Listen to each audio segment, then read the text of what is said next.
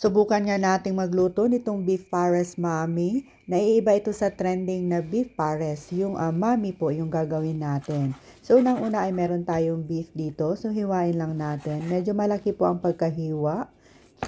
Dahil i-shred naman natin to pag lumambot na. Ayan po.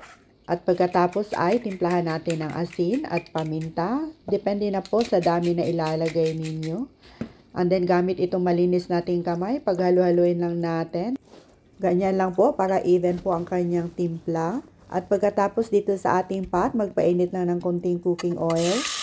At ilagay na itong na-slice na beef.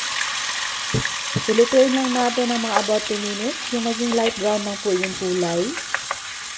At pagkatapos ay halo-haluin na natin para even yung kanyang kulay brown. At isanta din muna. At gamit pa rin itong ating pot. Pag meron pang natirang cooking oil, ay gigisa na natin itong ating mga spices. Tulad nitong bawang.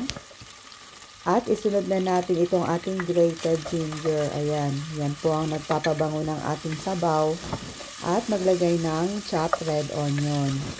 So, continue cooking lang po ng mga about 1 minute. At lalagyan din natin ng isang cinnamon stick at saka star anise.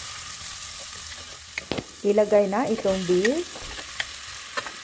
So, continue to cook lang po and stir fry for another 2 minutes. At pagkatapos ay maglalagay tayo ng mga about 5 cups of water.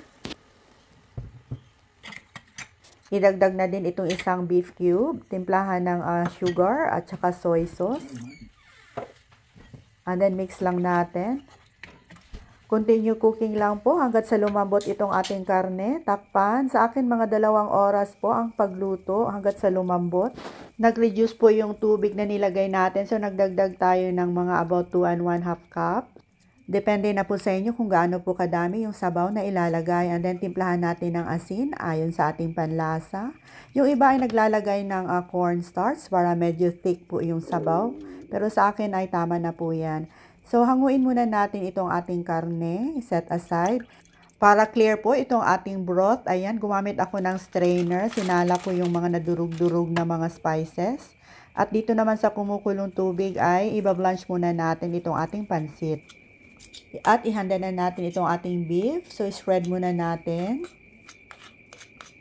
Napakalambot po, ang sarap, malasa. So, dito sa ating serving bowl, i-arrange lang natin itong ating nailutong noodles.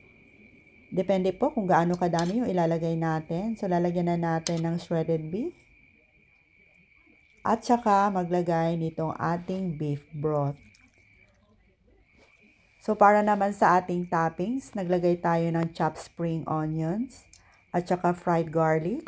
Pag meron din tayong boiled egg, pwede nating lagyan. At eto na po ang ating beef pares mami. Tara, kain na po tayo. Maraming salamat. Try nyo na din po to.